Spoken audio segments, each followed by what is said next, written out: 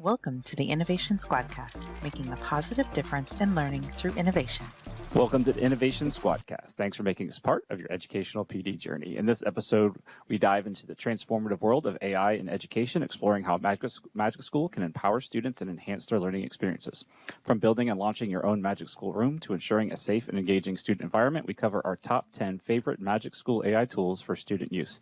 Join us as we discuss innovative tools, including the Custom Chatbot feature, and share practical tips for integrating AI into your teaching strategies. Don't miss this opportunity to elevate your classroom with the power of AI. I am Jimmy Kate. I'm Pam Hubler.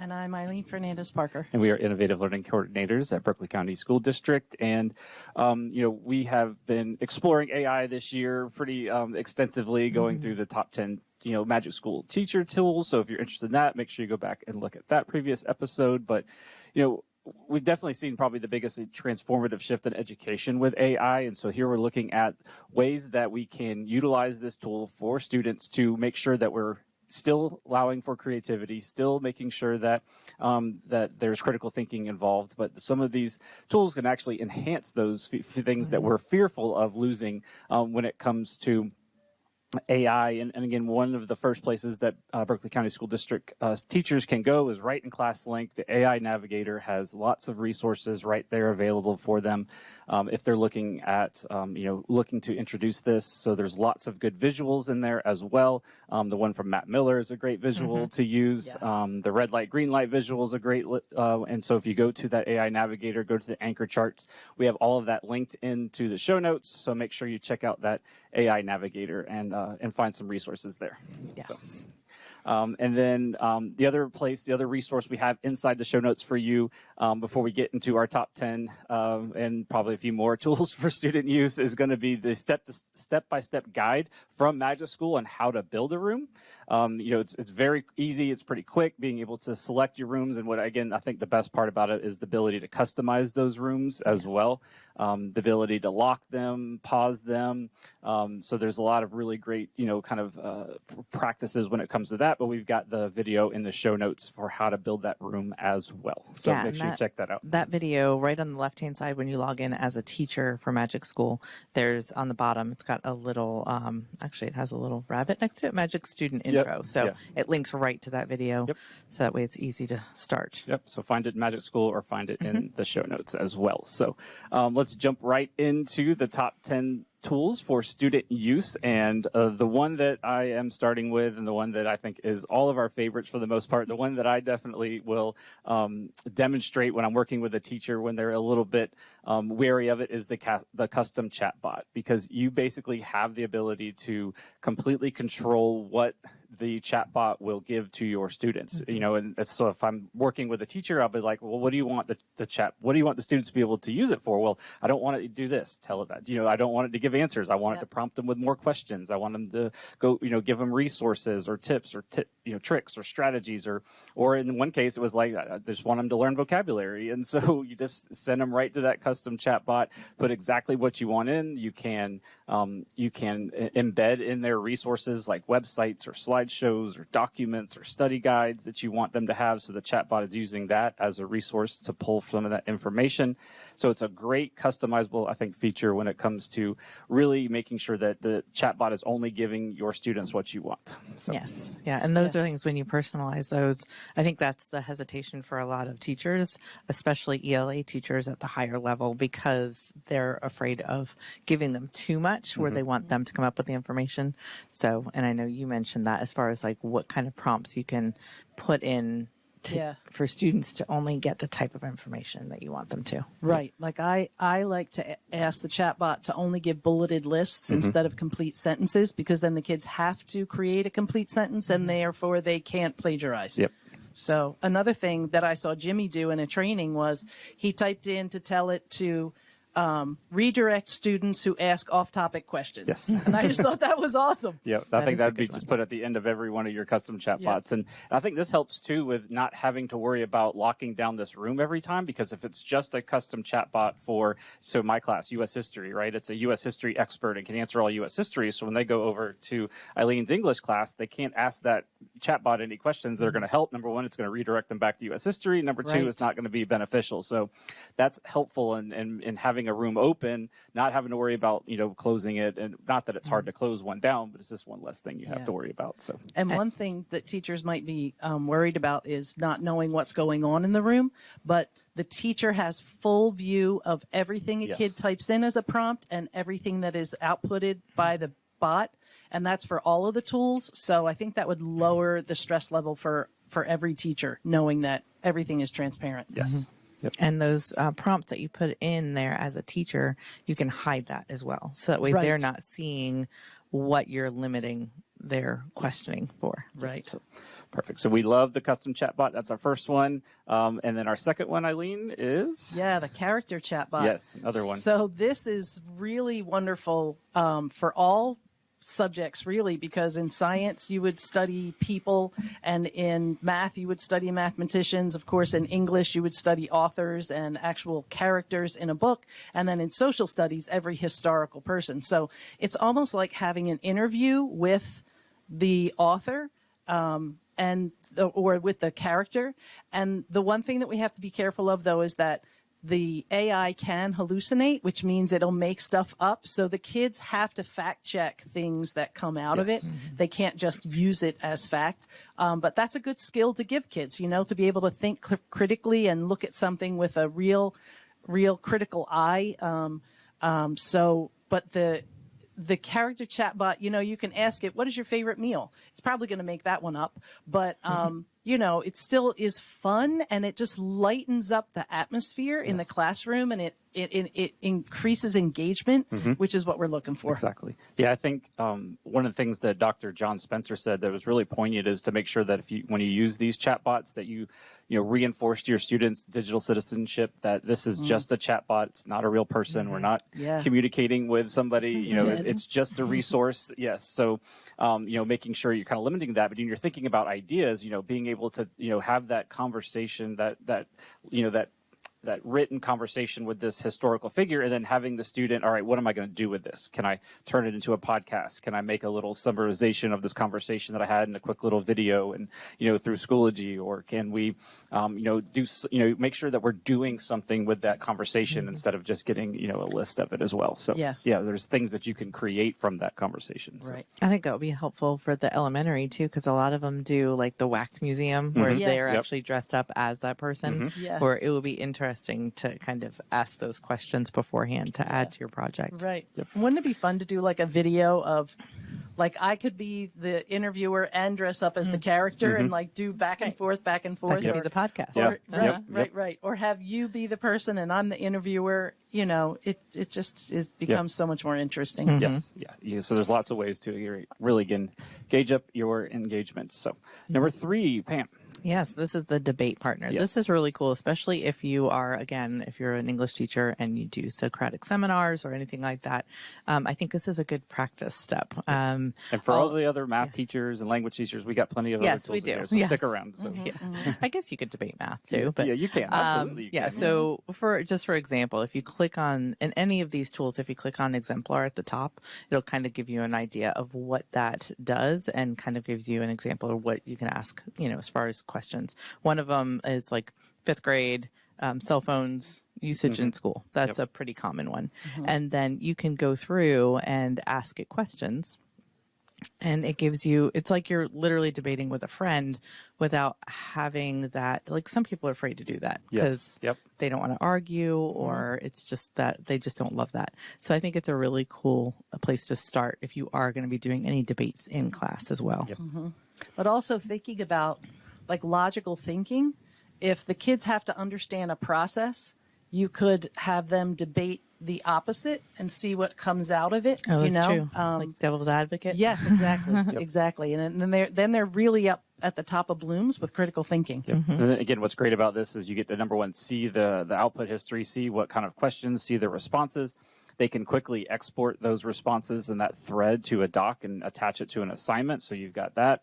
Or you've got the ability, again, to take that information and be able to turn it into something through a kind of a debate, whether it's, so lots of different options of that. And you can debate, again, just about anything and any topic. So that's a really great one. It actually asks you what side of the debate should AI take against you. So it is a cool You can ask, that'd definitely get kids thinking critically, especially if they're trying to debate something they may not believe in. Like in U.S. history, if we were, Patriots voice loyalists, right? You got to take the loyalist side, which is hard for an American to do. And so, Or just based on where you grew up. Yeah, that too. Right. So, Right. Yep. Cool. All right. Number 4.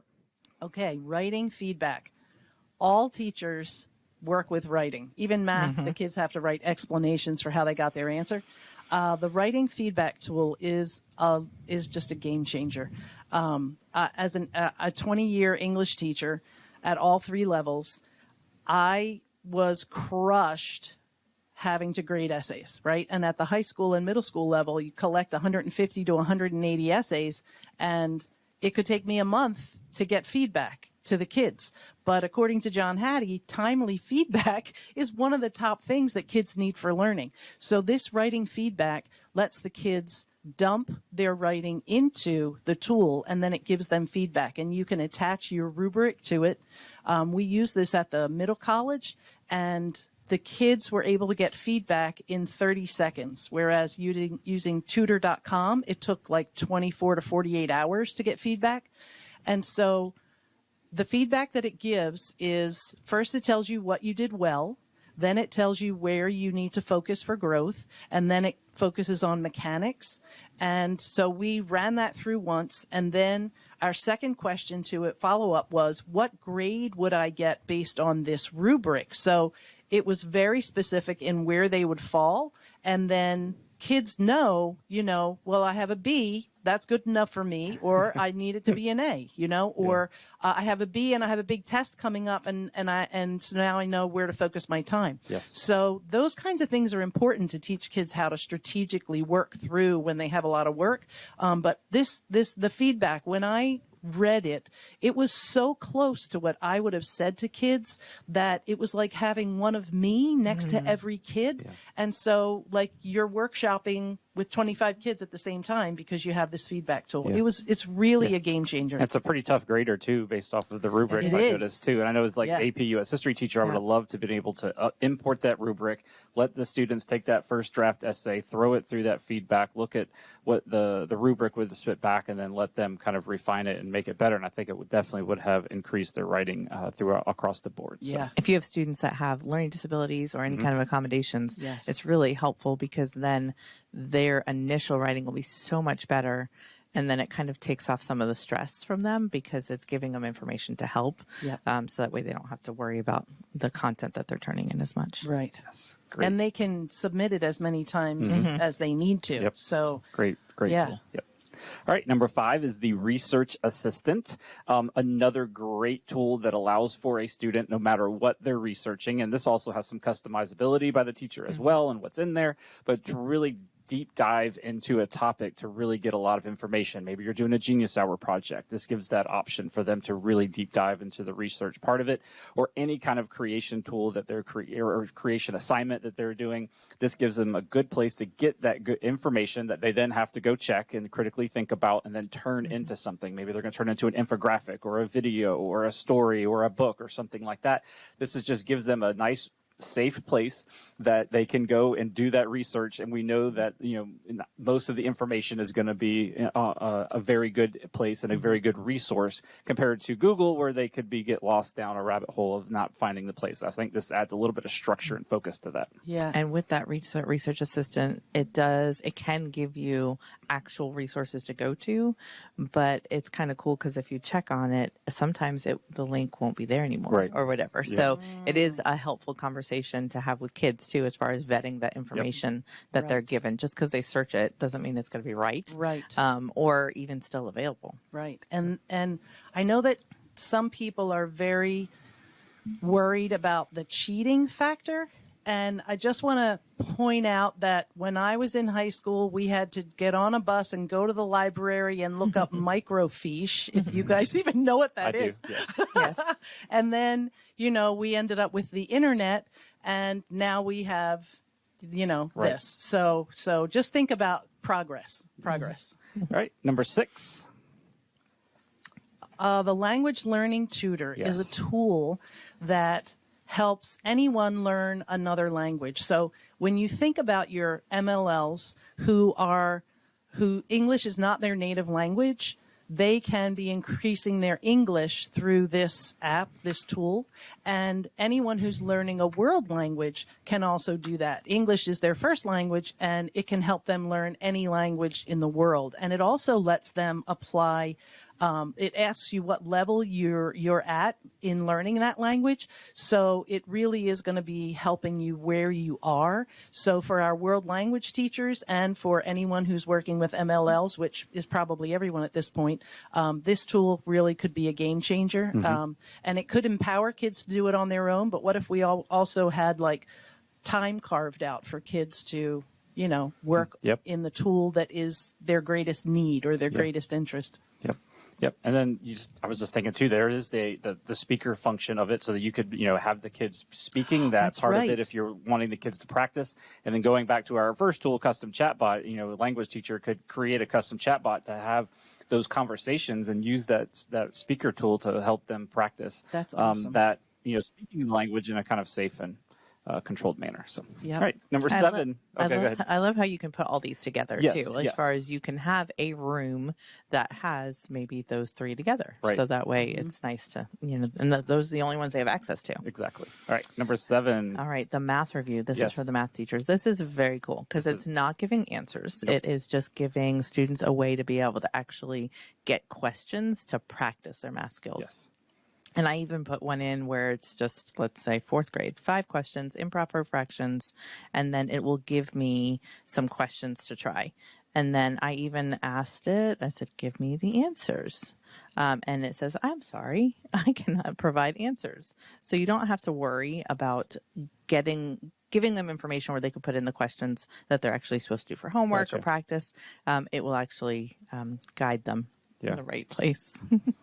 Well, if you give it an answer, will it tell you what the correct answer? It won't. It won't? No, Yep. so the whole time. So really, exactly. it won't give you any answers. So that's good. So this is a good place just to quickly get some questions for the student. They can practice, and then you could have that, then you could do like a peer review where you go and then, compare your answers with your friends. So that's a really great practice as well.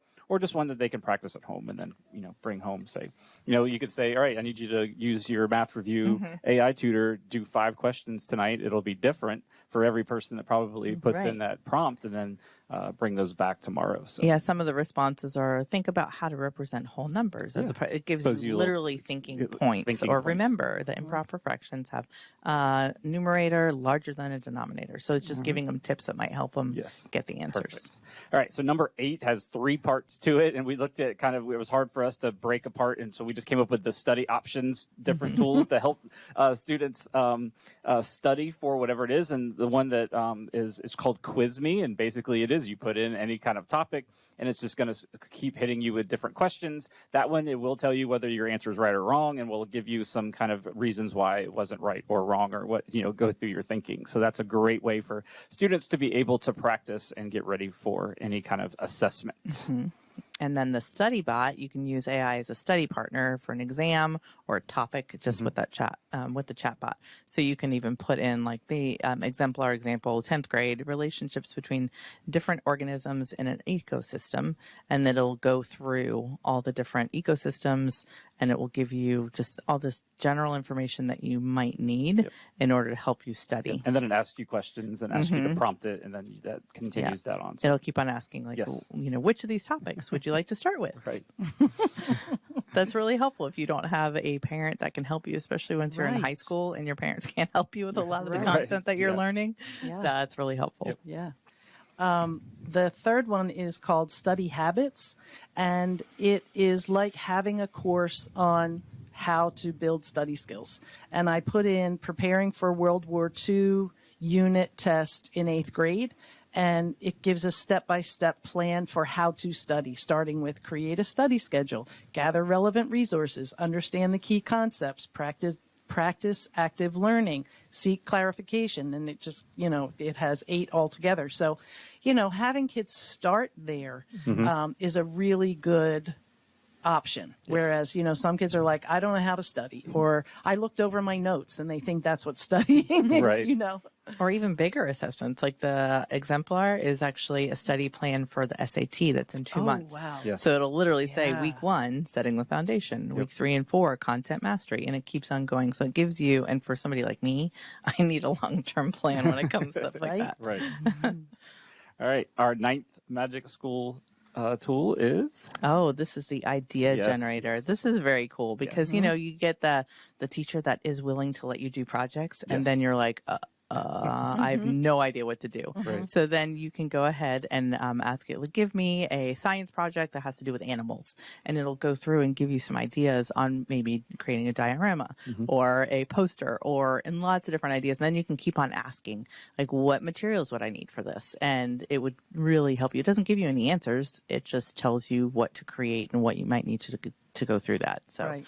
it's a pretty cool. It reminds me of when I was in high school and I would have to write an essay, and I would go home and I'd say, Mom, I have to write an essay on X. What should I write about? And she would just throw ideas out. Right. And then I would be like, yeah, kind of like 2. I'll do that, and it helped me get over writer's block, which can take up days, especially for our kids who are like ADHD, ADD. Their brain doesn't kick in till the last minute. And this kind of helps them get over that hump. I really like it. And the other thing with the idea generator has to do with putting in that prompt and teaching the kids how to tell the bot, give me bulleted lists, so that, again, they don't use that opening sentence as their thesis, because then that would be plagiarism. So it's important to do the bulleted lists too. Yep.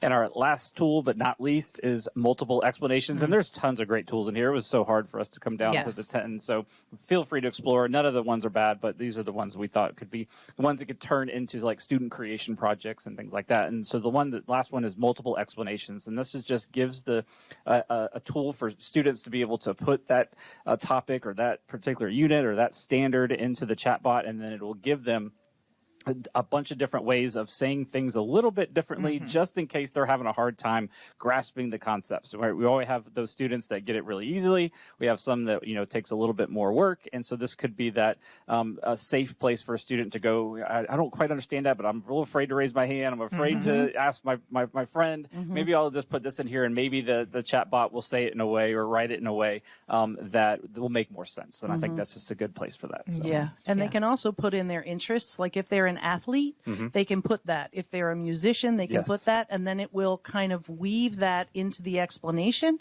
which that the student is naturally going to connect with. It's that element of personalized learning and gearing things and tailoring it to them as well. So, and to look at all of these tools, all you have to do, like when you go in as a teacher, you're usually on Magic School, and on the top right-hand side, there's an option to switch to Magic Student. Then you can see all of the prompts that are actually available to kids. Absolutely. So we hope you found today's episode insightful and inspiring. Again, don't forget to check out the show notes where we have all of those resources, including links to the videos of how to make a room. And also, if you're listening, this is also a link to the podcast video and the Innovation Squadcast PD available through Unified Talent. For every 2 episodes, you get 1 hour of renewal credit. Make sure you subscribe to the podcast on YouTube, Spotify, or wherever you get your podcasts. And we want to hear from you. What Magic School tools are you using for your students? And, did we leave any out? Or there are some better examples? Reach out to us, email us. We'd be more than happy to share those as well. And if you want to be on the podcast or have a topic for a podcast, please reach out as well. We love engaging with our teachers. So thank you guys for being here. Until next time, keep innovating. Bye. Bye. Bye.